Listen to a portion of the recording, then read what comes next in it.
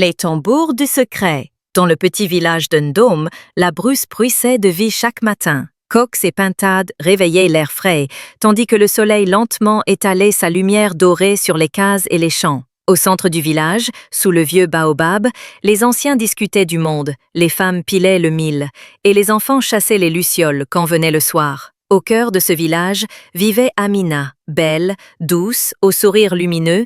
Elle était connue pour sa générosité et ses talents de conteuse. Son mari Mossi, un homme fier et travailleur, était membre du Conseil des sages. Ensemble, ils formaient un couple solide, parents de 2 enfants, Ndiaga et la petite Aminata. Leur maison, toujours propre et animée par les rires des enfants, était considérée comme un modèle de stabilité. Cependant, derrière les sourires et le respect, Amina portait une tristesse secrète. Mossi, absorbé par ses responsabilités agricoles et ses devoirs au conseil du village, rentrait souvent tard. Les rares moments qu'il partageait avec sa famille étaient silencieux et fatigués. Amina s'efforçait de taire son chagrin, pensant que tout cela n'était qu'une épreuve passagère comme les saisons capricieuses. Un soir, sous la clarté de la lune, alors qu'Amina écoutait les grillons, elle confia ses doutes à sa sœur. « Notre maison est pleine de vivres, mais mon cœur est vide », soupira-t-elle. Les hommes ont parfois du mal à exprimer leur tendresse, la consola sa sœur. Mais n'oublie jamais que la patience est le pagne de la femme. Les jours passèrent et, avec la saison des pluies, arriva Bakari, le fils du chef du village voisin. Tout juste 20 ans, il venait enseigner l'art du djembé aux enfants lors des festivités de la moisson. Grand, souriant, doté d'une voix d'or, Bakari ne laissait personne indifférent. Et bien vite, les femmes se pressèrent pour assister à ses répétitions, ne serait-ce que pour écouter la magie de ses tambours. Amina rencontra Bakari lors d'une matinée. Alors que les enfants, rassemblés sous les manguiers, s'initiaient à la musique, elle lui apporta de l'eau fraîche et un bol de galettes de mil. Le jeune homme la remercia avec un sourire sincère. « Merci, maman Amina, que la bonté de ton cœur soit récompensée. La musique que tu partages nous donne beaucoup de joie, » répondit-elle, un peu troublée par sa voix posée. Les séances devinrent leur moment privilégié. Bakari lui racontait ses voyages, son amour pour la tradition et ses rêves d'avenir. Elle, en retour, lui partagea les contes anciens et les secrets culinaires du village. Ils riaient, chantaient, et le temps s'éclipsait lors de ces confidences douces. Petit à petit, une tendresse silencieuse naquit entre eux, un attachement nourri par la solitude d'Amina et le charisme de Bakari. Un soir de fête, alors que la musique résonnait dans le village, Bakari entraîna Amina un peu à l'écart pour lui apprendre un pas de danse. Leurs mains se frôlèrent, leurs yeux se croisèrent. Le monde sembla soudain très loin. Loin d'eux, la petite Aminata, curieuse, observait sa mère. Elle remarqua des échanges de regards, des rires trop complices.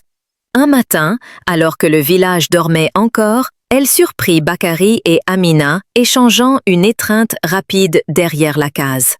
Gênée et inquiète, elle n'osa rien dire sur le moment, terrifiée à l'idée de briser sa famille.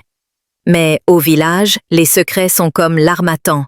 Ils voyagent vite, portés par le vent et les murmures. Amina tentait de garder la raison. Une nuit, elle pria longuement sous l'arbre à palabres, demandant aux ancêtres de guider ses pensées. Mais son cœur tiraillé la rendait distraite, ce que Mossi remarqua. « Tu sembles lointaine, ma femme. Y a-t-il un souci ?» demanda-t-il un matin. « Non » répondit-elle, esquissant un sourire fragile.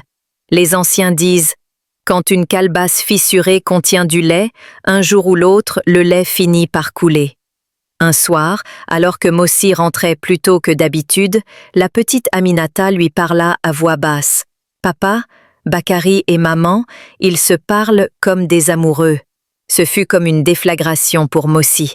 D'abord, il ne voulut pas croire. Puis, il observa, écouta et vit, lors d'une répétition, le regard de sa femme posé sur le jeune homme. Son cœur se serra. La colère, la tristesse et la honte se disputaient en lui. Il convoqua alors le conseil des sages. Ce soir-là, sous l'arbre sacré, les anciens du village se réunirent, ainsi que la famille de Bakari. La parole fut donnée à Amina qui, en larmes, raconta son sentiment d'abandon, sa solitude, ses faiblesses. Elle ne se justifiait pas, elle avouait.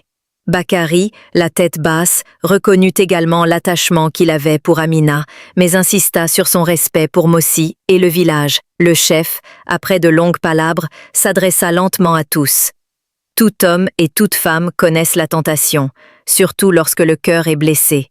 Mais chaque secret dévoilé jette une ombre sur le foyer, et chaque foyer brisé fragilise notre village.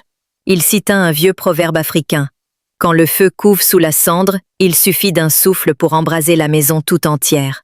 Il reprit d'une voix ferme. Amina, tu as failli par solitude, mais le respect du mariage est le socle de notre communauté. Mossi, ton devoir n'est pas seulement d'assurer les champs, mais de veiller sur l'âme de ta maison. Bakari, retourne dans ton village, réfléchir aux conséquences des actes sur le tissage de nos liens sociaux.